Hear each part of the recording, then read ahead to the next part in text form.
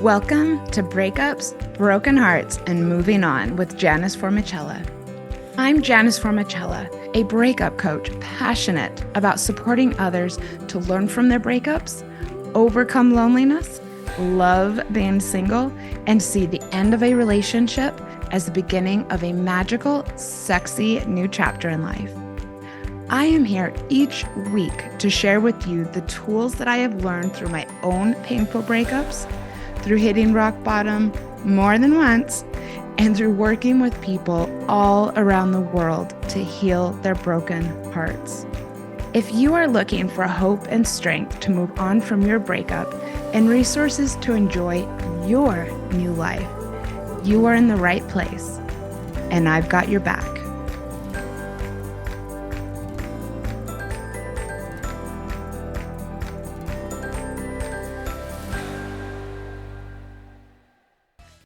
Welcome, everybody. Welcome, Lena, back to the shows. Thank you. How to know who to date. This is going to be really fun. I think a lot of people fly by the seat of their pants when it comes to dating. I happen to know that because I have started seeing a lot of clients who are dating. So I've expanded beyond breakups. In fact, I have a few right now who I worked with on their breakup who now want to date again. And so I do know that great. It can be a bit confusing, or there's a lot to consider. And so Lena is here to help you get off on the right foot. Before we get into it, everybody, please remember that I've got a new website that is really great, and it goes into all of my projects, all of my coaching, and it's just janiceformichella.com. Please go over there, check it out, join my Patreon if you want to support my work. And Lena, your business is expanding as well. So where can people go and learn more about you? Well, they can always find me at my website, which is lenaehrenberg.com, and that is LenaEhrenberg.com. And I'm also on Instagram at Have More Love. Lena, what would you like people to learn from this episode? I think what's really important and what I want to really offer to you is if you are someone who has not dated in a really long time, or if you are someone who's been dating a lot and you're just not connecting. Mm-hmm. I hear that a lot. You don't have to live like that. That is not your lot in life. It's not, oh, if it were going to happen for me, it would have already. No, none of that. There are ways. I learned over a period of time how to date and how to date better than I was. And that's why I want to share what I've learned with all of you who are listening, and just to know that, because Janice, I think that's really the root. It's the root of it, because for a lot of people who aren't making the connection, we can start to feel like, oh, look at everybody else in the world, and look at me. And there's no one good left. That is one of the most common things that I hear. Oh, well, thank you for that. Are you seeing anyone right now? I'm seeing a couple of people right now. Okay, wonderful. I mean, we like to share on this show. Yeah, I know I do. The world knows a lot about my sex life, which I love. I have to say, having grown up Mormon and then leaving and just living a life where I felt that like I had to hide so much, it is very liberating to be this open. My intention. Yeah, well, okay. I just have to say, sorry for me. I'm seeing a couple people because I'm in very early stages right now. Awesome. So different conversation from what Janice, what all we good, might be talking about. No, I mean that's actually really, really great. You are actively out there, so that's wonderful. And I do what I teach, and I teach what I do. Yeah, right. That's the thing. I do. I'm not perfect, but pretty close. Yeah. My intention is. My intention is to support people in avoiding some quote unquote mistakes. I don't know if that's quite the right word, but avoiding some mistakes when it comes to the early process of dating, because I do tend to see a lot of the same sorts of things that hold people back from connections or having fun, things that stress people out about the process that don't really have to. So that's what I would like to share with people today. Okay. Let's get into it, so to speak. Lena, you have a method called the 3 essentials to help you meet your right match. And the 3 essentials are preparation, communication, and activation. I'm really looking forward to learning more about this. So first of all, I guess, how did you come up with this? Well, I started to really look at how I was dating. And I'm really like a lot of my clients, and a lot of my clients are really like me. And we really like to break things down and understand, like get kind of a big overall thing, get it down into like bite-sized chunks. And so when we started to really break things down and I really looked at it, there are specific steps that we all go through when we're getting out and starting to date. And so I started to look at, okay, first there's this, and then there's this, and then there's this. And then I started to fill in, oh, but you have to start with your first step, and your first step is going to take you to all your other steps. And I just started to find things that were missing. So that's how I started to look at filling in the gaps. And then I realized that, at least for my thought process, there are 3 kind of big sections of early stage dating. And I want to point that out. This is really great because it is in the very early stages, preparing yourself. And so this is especially helpful. I think there's a lot of content out there about first dates, about red flags, about early days. And this is before any of that takes place to get off on the right foot. Exactly. And you bring up red flags, and you know that I'm also talking about green flags a lot. Yes. So that's the other thing too. But the thing about the focus on red flags is it's kind of the same thing as the focus on chemistry. And you and I talk about that a lot too, right? We do, yes. So that was part of really how I figured out what was missing, because talking about red flags is really putting the focus on the other person, isn't it? Right? What is the problem here? Yeah. What is wrong with people? What is wrong with people? What is wrong with people? Right? And so then the focus on chemistry is about, well, how are we going to be together? And I thought, oh, you know what's missing? We need to be starting with ourselves. We need to be starting with, who am I? And how do I live? And who do I want to be with, right? But if I don't start with really knowing who I am and then go out into the world from being me, then, and here's another thing I want your listeners to know right now, is that a lot of why dating hasn't been fruitful for you is that you've been doing what the world says, and you've been putting all your focus on the other people and finding the person who wants you, and what's wrong with all the other people. Where is my person? So if you can really go out into the world and say, this is who I am, and this is how I be, that's going to set you up so much on such a firmer foundation for when you start meeting people. And it's a big part of your work too, Janice. It is. And that's why I always am telling people the time after a breakup is an opportunity to learn so much about yourself and what you want your life to be like, and what you want your future relationships to be like. The 3-part method is preparation, communication, and activation. Let's talk about step 1, preparation. And another thing, and this has to do a lot with values from what I understand. And Lena and I have done actually quite a bit of content around values since we've been doing content together.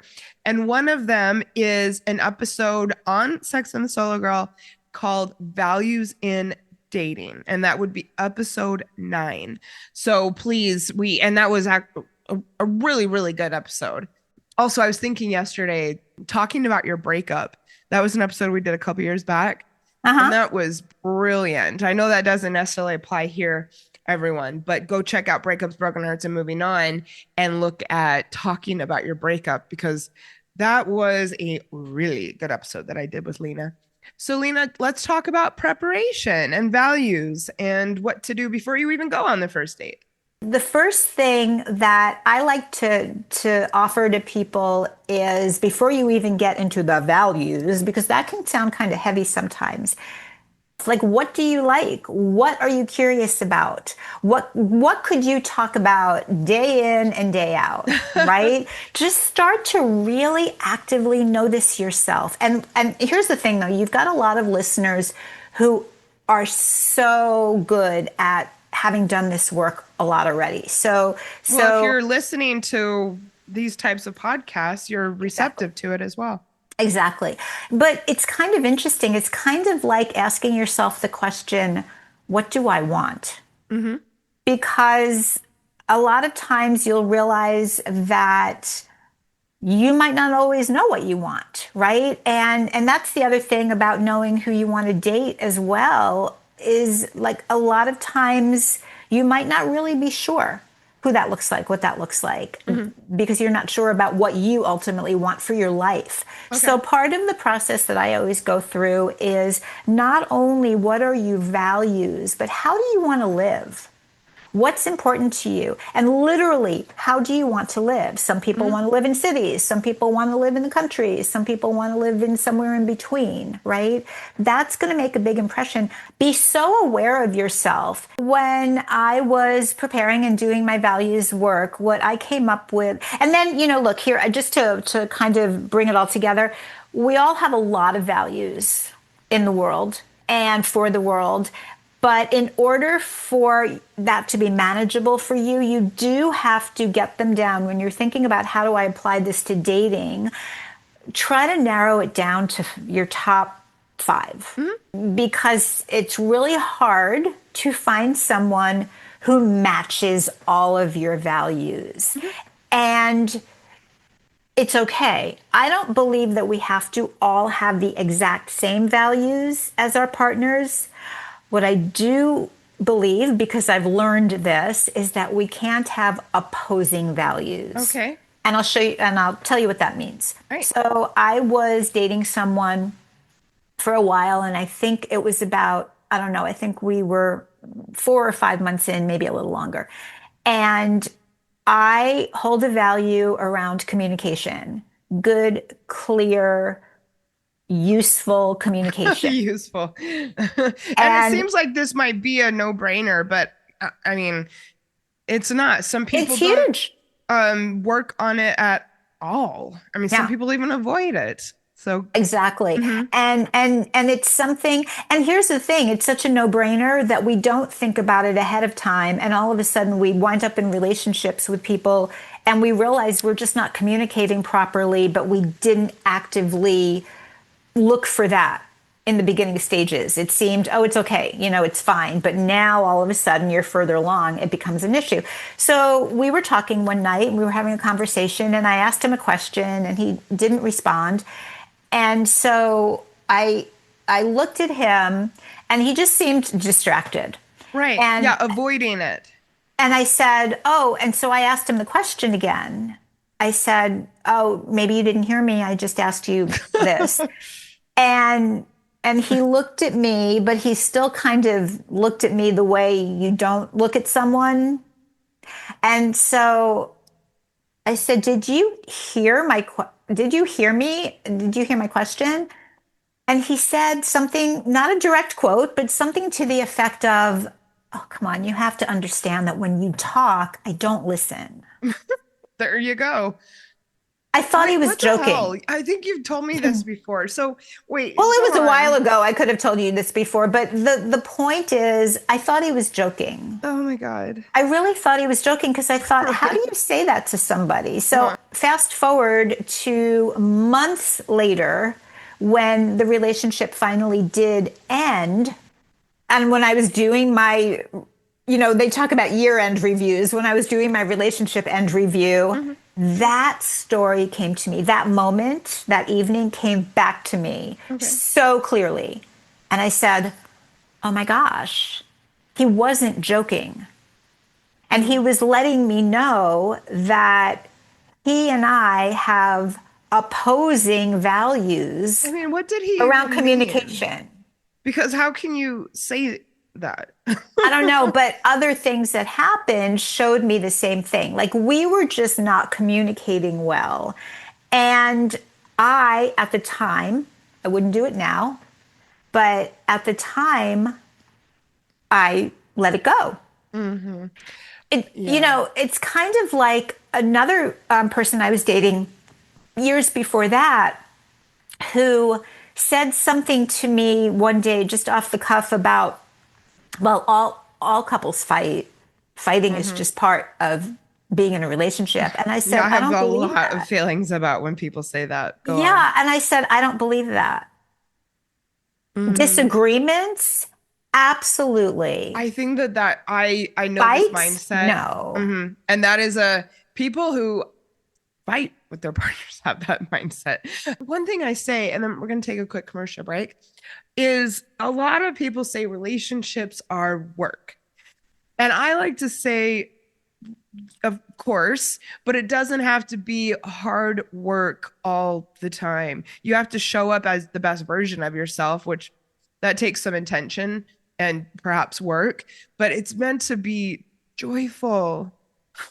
Not working like a struggle or this is work hard. Yeah, exactly. Love it. So, but we're not talking about the depth of relationships. We're talking about the preparatory part. So we're going to take a quick commercial break.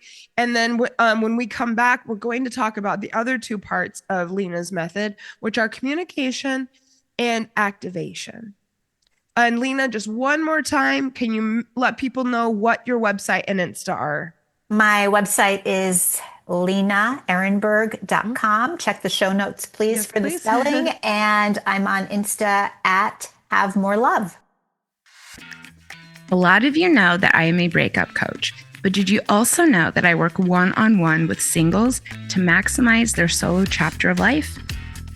My program, Single and Secure, offers customized packages that include things like becoming securely attached, visualization and manifestation for the future, learning to embrace and love your single life, getting ready to date again, self-pleasure, preparing for your next relationship.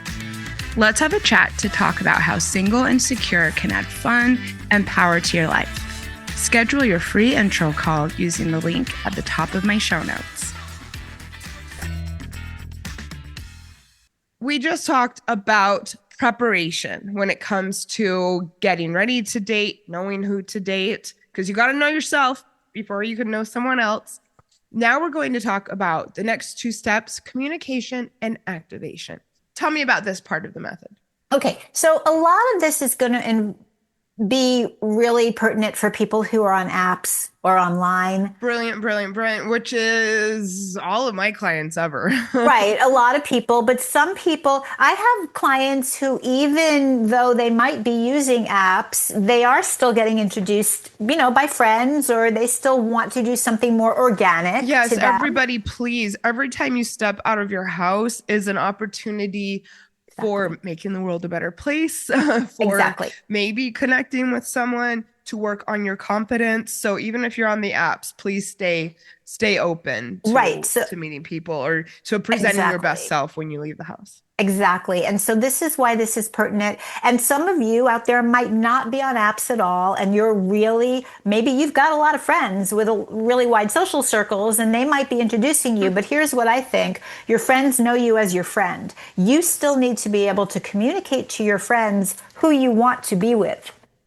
So you still, this process is a really good thing for you to think about as well. So for everybody, the first thing that is really important to know is be positive, be upbeat, Okay. be your fun, genuine self, because every single one of you who's listening has a fun, genuine self.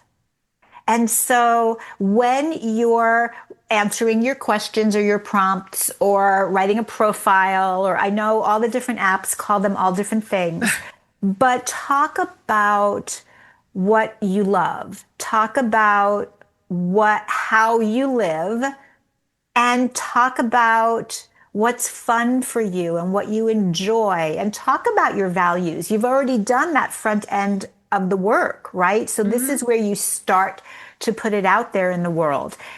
It's tell a story about yourself. So how you're saying how you talk about yourself. How you talk about yourself. Okay, that's good. I think a lot of people want to think about that as far as communication goes, or something to prepare. Right. Because it's not a job interview. And I think a lot of people kind of feel like it is. And oh my gosh, what are these prompt questions? And I have to answer questions. And all of a sudden it's like, have fun with it. It can have fun with it. It can make you feel very stiff. So, if you realize that your shoulders have gone up all of a sudden, just kind of take a breath and calm down. And yes, like Janice just said, have fun with it. It's fun. It is. Dating is social. It's supposed to be fun. It's not supposed to be a job. Totally. And also hire a dating coach, because we are really good at helping you to enjoy the process. Thank you so much. And this is just a little tip. This might seem obvious, but don't talk about what you don't want in your profile, please. That is right. Don't say you don't want drama. Don't say you don't want any avoidant attached people. Right. Because, that's exactly, you're leading me into the next thing I was going to say. Cool. That's how, so first you're going to talk about you and who and how you are. But when you are talking about who you seek, exactly what Janice just said, talk to the person you want to attract. Do not talk to the person you don't want to attract. And that's another thing we hear out in the world so much about, you got to be on your guard for all these different kinds of people. But when you start doing that, when you start saying things like, I don't want drama, the people who bring the drama are going to go like, ooh, drama. Or if you don't do drama, you're going to think that this is a person who does. Otherwise, why are they so scared of it? Why are they so scared of it? But just putting the words out there is going to, and such a turnoff. And then you are attracting people who kind of also want to be in an argument with you about it. Oh, yeah, good point. Right? And I would think, especially a man who says that, the first thing that comes to my mind is that they must be really pretentious. Well, it's kind of interesting because it's making me realize that there were so many times in the past, thankfully this doesn't happen anymore, but I used to wind up dating people who were really challenging to me. Okay. And, we all can be challenged in a good way. We can all be challenged in a positive way to step up, to be better, however that is. But when you're with people who are challenging you and, why are you doing that? And I disagree with that, all of that stuff. It could be because you were putting out there at the beginning, oh, I don't want this, or, here's a red flag, or, what you just said. Or you're not having any boundaries, and you might come to really regret that. Another thing about communication, when you start messaging with people, if that's how your app works, and you're messaging back and forth, if someone says something to you that crosses a boundary, If someone says something to you, it doesn't even have to be your own personal boundary. If someone says something that is so outside the bounds of being polite, be done. Yes, especially, the women listening. If somebody disrespects you or gets sexual right away, and you have a bad feeling, just walk away. I can assure you that you deserve a lot better than that. Cut it off and do not respond. That's the thing. And Oh, that's cool. Okay. women are so, oh, I have to be polite. I have to respond and say, that's not nice. No, you don't. Just if someone lobs a bomb at you, you don't respond. Yeah, and You it's not just called delete. ghosting when you're that early on. It's called self-respect. And the dating apps are a good way to build that up. Yeah. Yeah. And also I think they all have the ability for you to report someone too. And honestly, I would, because if someone's been really out of line, then I mean, you don't have to because it's not your responsibility. I'm not saying that you have to be a mommy, but if someone's really being inappropriate with you, chances are they're going to be inappropriate with other people too. So, but your choice. But if you need permission, I am giving you permission right now. If someone is rude or crosses a line, no response. No, I agree. Next. And this Next. is a place to also practice listening to your intuition, which is something that a lot of people are not in tune with. And really think to yourself, how does this feel in my body? Am I actually getting a bad feeling? I mean, we talk a lot about not necessarily always chasing the spark and the fireworks, but you should run from things that just feel icky. I assure you that you are right if it doesn't feel right. Yeah. And so I want to add one more thing that comes under communication before we move into activation, which is in addition to the messaging. And here's another thing that I disagree with a lot of people about, and I'm okay with that. It all comes from personal experience. Yeah, girl. Have a conversation before you make a date. Okay. Right? And I'm not talking about texting. You've been doing that. Messaging is the same as texting. Hear someone's voice. I completely agree. And talking on the phone, it doesn't necessarily have to be a video chat. I think that's great. But yes, hear their voice, see that they are real, see if they're willing to do it. Because I do happen to know that it can be confronting to people. But if that's what you want, you should see how eager they are. Exactly. But again, you're setting yourself up for the future because this all comes under the heading of how well does this person communicate? How well do we communicate together? And like you pointed out, it's such a no-brainer. Probably most people are not going to have it on their list of 5 like I do.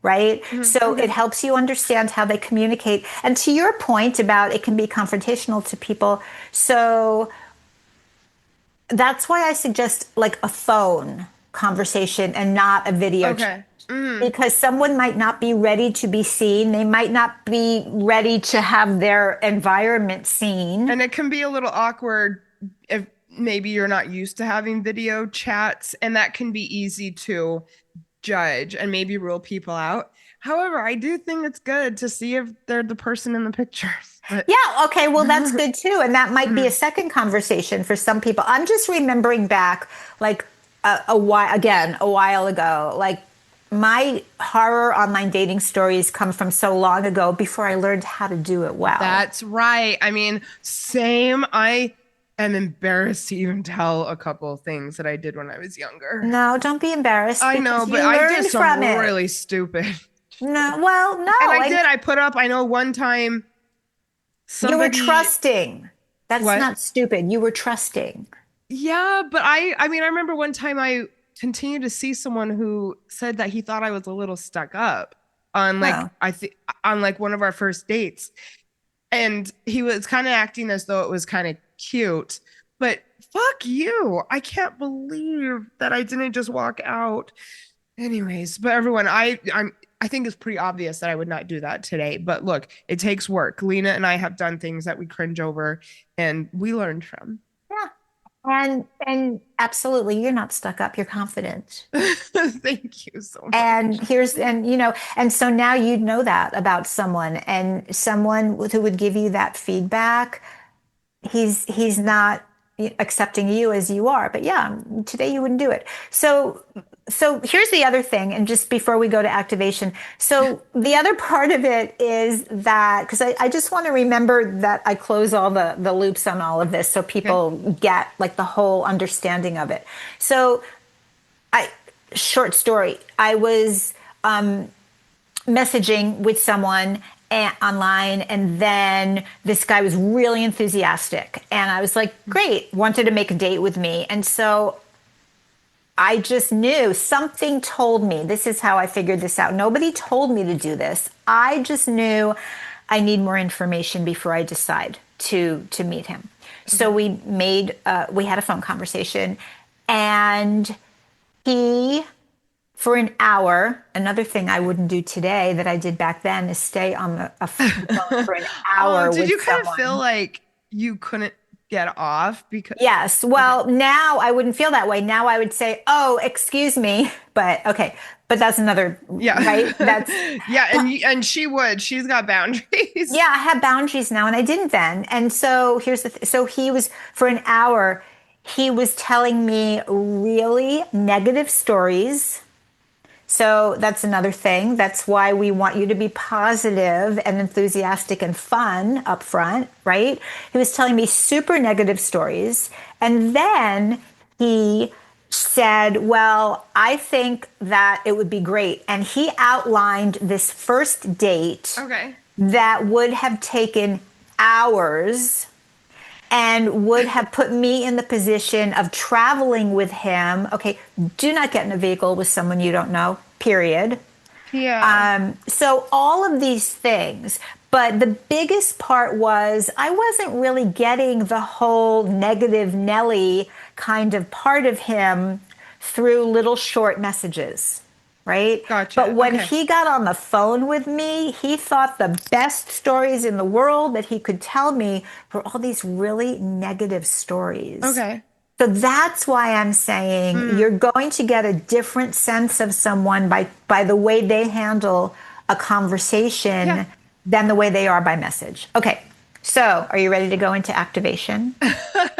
Let's do it. The last part of Lena's 3 essentials to help you meet your right match is activation.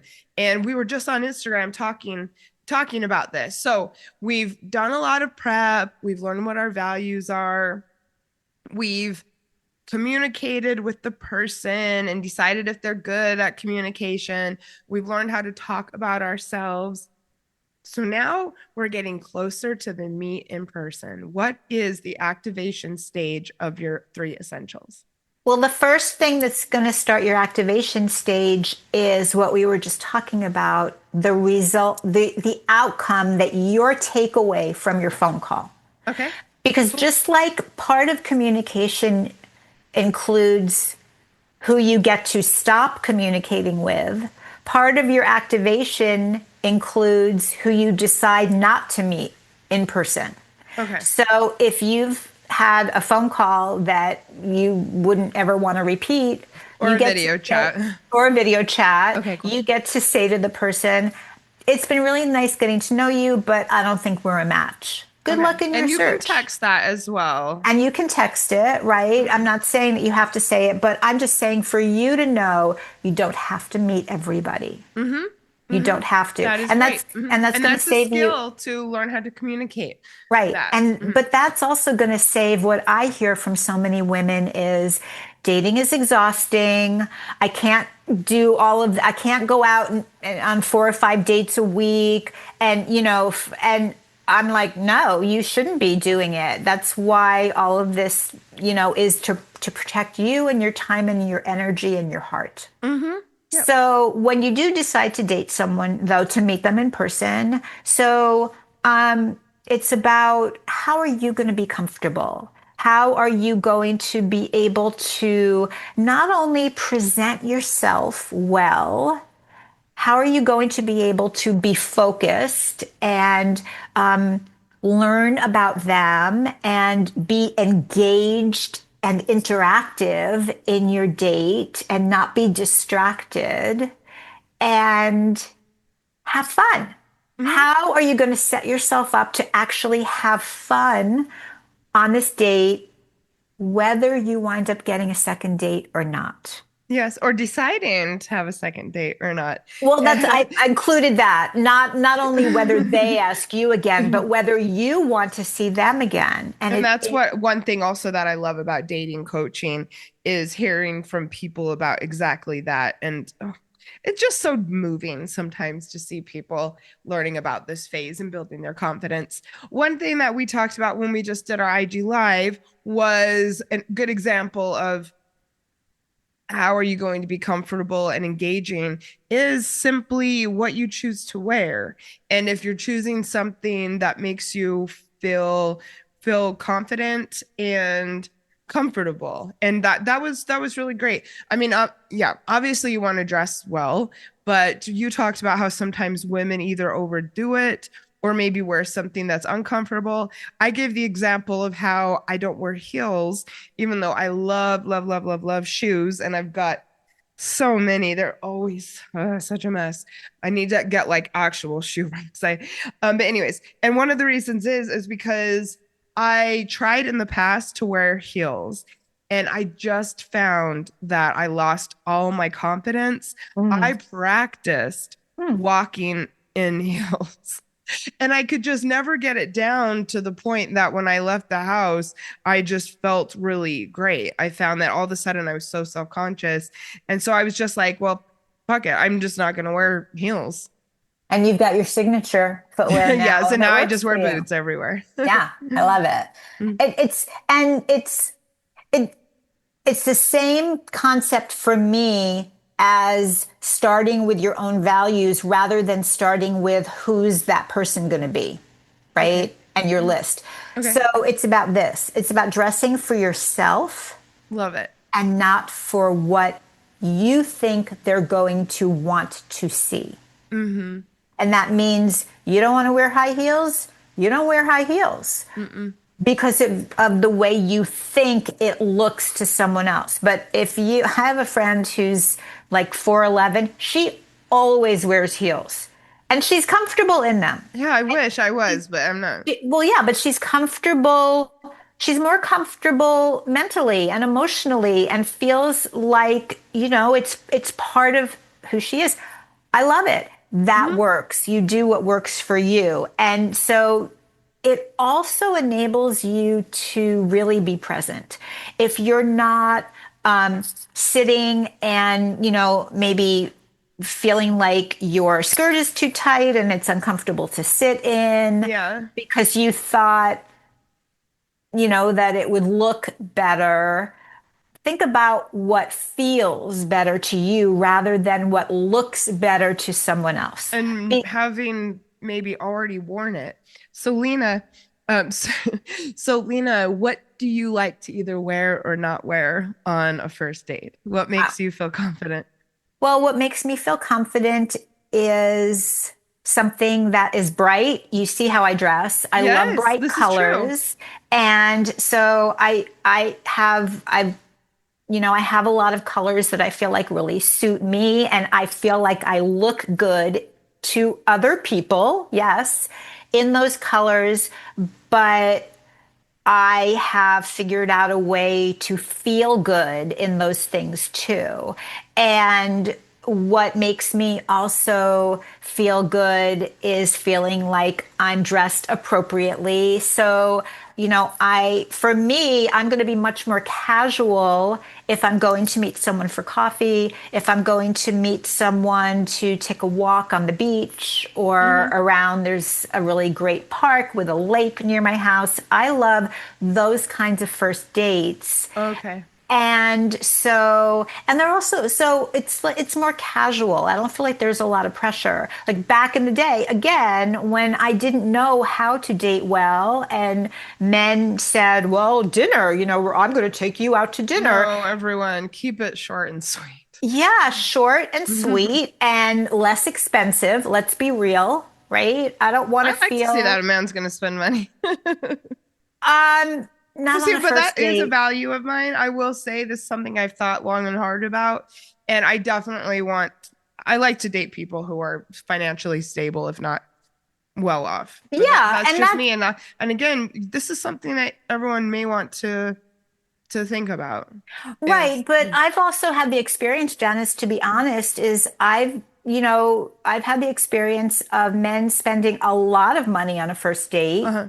And I didn't know if that meant he was financially stable or if he was just trying to impress me. And I have experienced that my ex put everything on when we started dating, and I didn't ask for anything. I just want to say he had actually been a listener of the podcast and so knew that that was important to me. Oh, wow. And 6 months in, yeah, it was interesting having known that he was a listener of the show.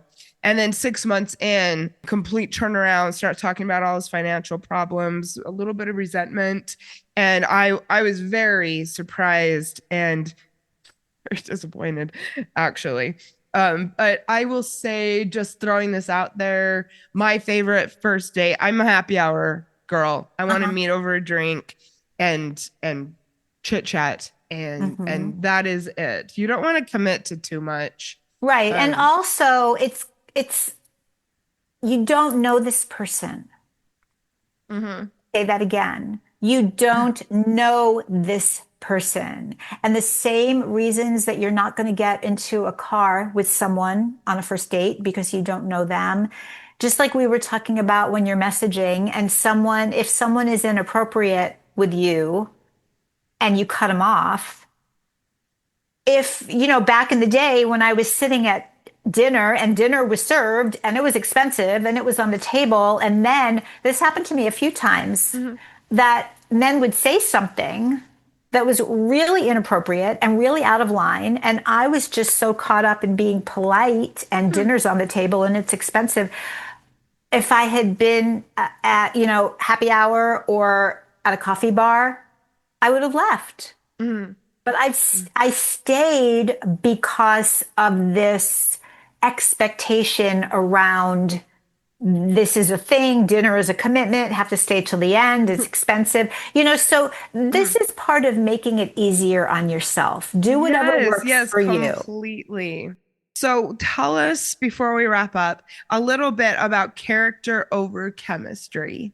This is something that Lena and I have talked about on the podcast network quite a bit. Right. So the reason that so many people say that you have to meet everybody in person is because they want to know if you have chemistry. Because if you don't have chemistry, then you shouldn't date the person. So I will say that the longest relationships that I've had are the ones that didn't start out with fireworks. Or They started just feeling it. Oh, that's like nails on a chalkboard when I hear someone say that they just I don't weren't feeling it. Yeah, or exactly. I even hear they were interesting, but I'm just not feeling it. You're curious about them. Go for it. Yeah, exactly. And the thing about that also is, there's another part of that though too, in addition to this whole character over chemistry thing, which is how can you help yourself feel it? So I'm going to tell you how. Because okay, Lena, how can you help yourself feel it? I like this. And so your phrase is feeling it, but my phrase is connection. How do I make a connection here? Because that's what I want to know. Did I make a connection or do I feel like I could? And then I'm going to want to get to know more about this person. So you do that by not waiting to just feel it. You do it by taking part in the process. And the way you do that is being present and being engaged and interactive with that person. You focus on them. You listen to what they say. You actively notice things about them that you like. You look for the green flags, not the red flags. Here's another reason that I just feel like there's a new epidemic in dating. And the In your face. epidemic is, I don't feel it. There's no connection. Well, on a first date? On a first date or even in the messaging phase. Okay, but here's why. Because too many people are out there looking for the red flags, being scared of the red flags. No matter how you want to phrase it, that's what's in your thought process. So that means that all you're looking at is the points where there is no connection. You're noticing the things about all of these people that are going to make you not want to date them. We have to train ourselves. Here's another plug for coaches. We have to train ourselves to learn how to make connections because there's enough noise out in the world that's pulling you away from people. You need to pull toward people. That means, like we've all just said, that means being interested. That means giving someone your attention. It means looking for things that you want to see and acknowledging them for it. Interaction. As far as a red flag goes, I think one of the only things, something that you do need to look for is whether or not you feel the person respects you. If you feel disrespected, yeah, don't force it. But yeah, have fun with it. If you are going into it with an attitude of there's no good men out there, or I mean, I hear some of my male clients say that women are inundated, women aren't interested because they get hit on so much on the apps. If you're already going into it with that attitude and looking for the red flags, I mean, this is a cliche, but it's a self-fulfilling prophecy. It just is. Yep. Thank you for all of this, Lena. The 3 essentials to help you meet your match: preparation, communication, activation. Absolutely wonderful. Everyone, have fun out there. Do the work to prepare to have a good experience meeting. Yes, and have fun dating. Yes. I always say, people ask me all the time, how do I know if I'm ready to date again? And one of the things is, if you actually think that it's going to be fun and you're able to open yourself up to that. So, and that's what this is all about.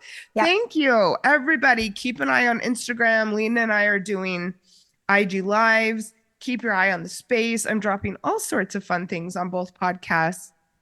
Go check out Lena's website. Go over to janiceformichella.com. Come over to Instagram and, ask us dating or breakup questions. I will answer everything on the air. And go give Lena a follow for sure. Well, thank you for all of your preparation and work for this episode and for being a great friend and colleague. And I cannot wait to see you. I'm going to make that happen before the end of the year. And yeah, everybody. I'll see you next week. Bye, Lena. Thank you, Janice. Bye-bye. Bye.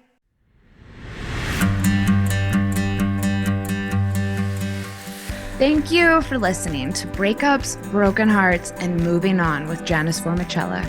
I sincerely hope that you found today's episode inspirational or useful. I would love to support you on your healing journey. All you have to do is send me a message on Instagram at Breakups Podcast or email me at breakupspodcast@gmail.com, and I will be in touch to get you started. Remember, if you are struggling with a broken heart, your feelings are temporary. I am sending you so much love and luck for the week ahead. You've got this.